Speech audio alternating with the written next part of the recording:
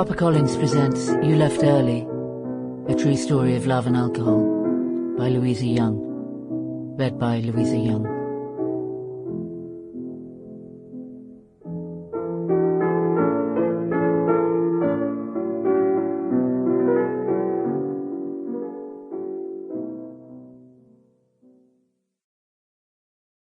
Inversion of intervals.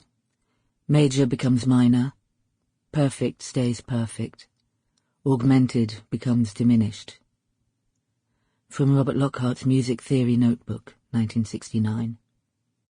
For everyone who has found themselves here. Introduction.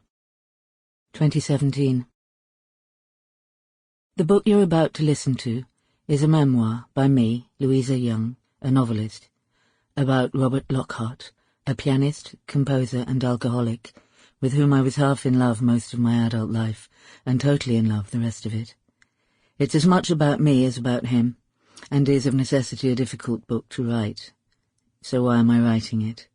Why expose so openly chambers which are only usually displayed via the mirrors and windows with which novelists protect their privacy? Because his life is a story worth telling. Because our love story, while idiosyncratic, is universal. Because alcoholism has such good taste in victims that the world is full of people half or totally in love with alcoholics, charismatic, infuriating, adorable, repellent, self-sabotaging, impossible alcoholics. And this is hard, lonely, baffling, and not talked about enough. Because although there are 1.5 million alcoholics in Britain, many people don't really know what alcoholism is. Because alcoholics also love. Because I don't want to write a novel about an alcoholic and a woman, I want to write specifically about that alcoholic, Robert, and this woman, me. Because everything I've ever written has been indirectly about Robert, and the time has come for me to address him directly.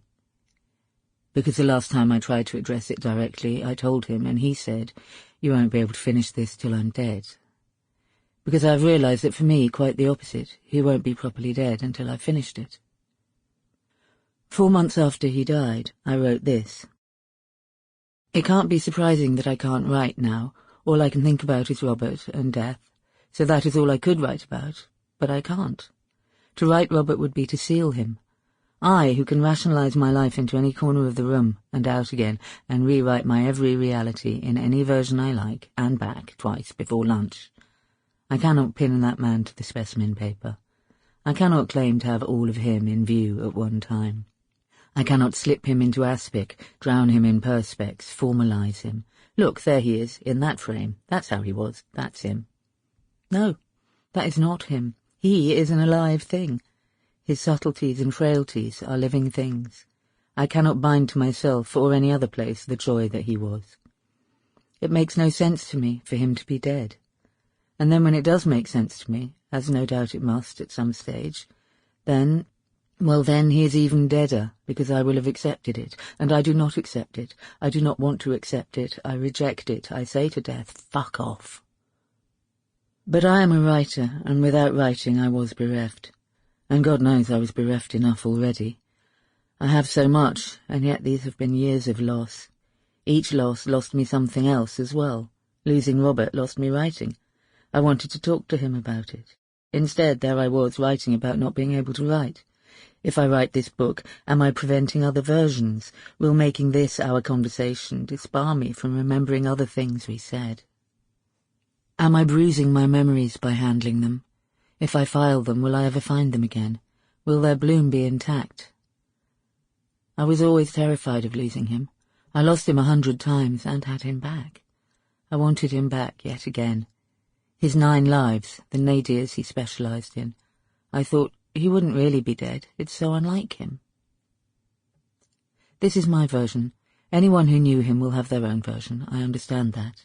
I've done my best to balance open honesty about this illness with sensitivity. Part 1. 1959 to 2002. Chapter 1. Uxbridge Road, 1990s. Beirut's Bridge. Sample complete. Ready to continue?